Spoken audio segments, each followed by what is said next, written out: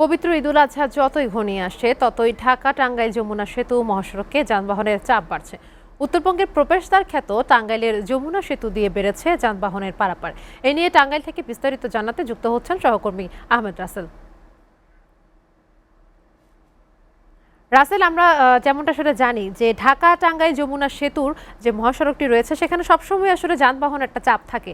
এখন ঈদের সময়টাতে উত্তরবঙ্গমুখী যানবাহনের চাপ বেড়েছে কিনা এবং কোন পয়েন্টে যানজটগুলো সৃষ্টি হচ্ছে আমাদেরকে জানাবেন রাসেল।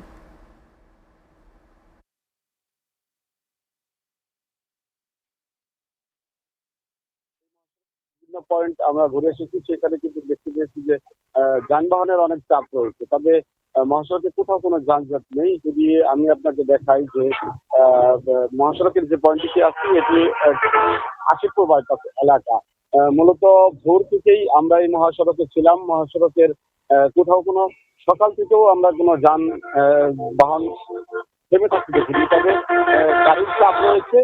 সাধারণ যে যাত্রী রয়েছে সেই যাত্রীদের অভিযোগ রয়েছে যে মূলত ঈদ মৌসুমে তাদের কাছ থেকে বেশি ভাড়া নেওয়া হয়। এবারও তেমনটি হচ্ছে যে ঈদ মৌসুমে কিন্তু অতিরিক্ত ভাড়া আদায় করা হচ্ছে।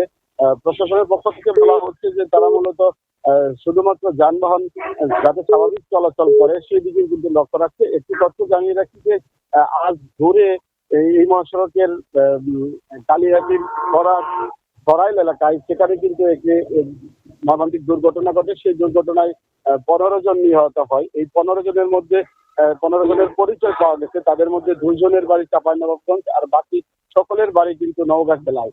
তারা মূলত চট্টগ্রাম এলাকায় হকারি ব্যবসা করতেন। সেখান থেকে ফেরি হয়ে রড ভর্তি একটি ট্রাকে করে তারা বাড়ি ফিরছিলেন।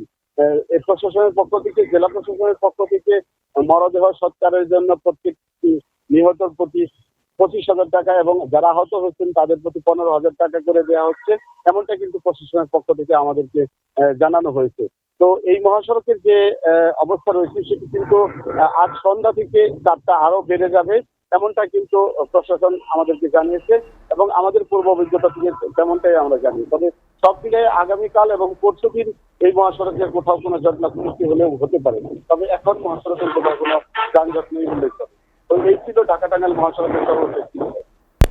রাসেল, আপনাকে ধন্যবাদ।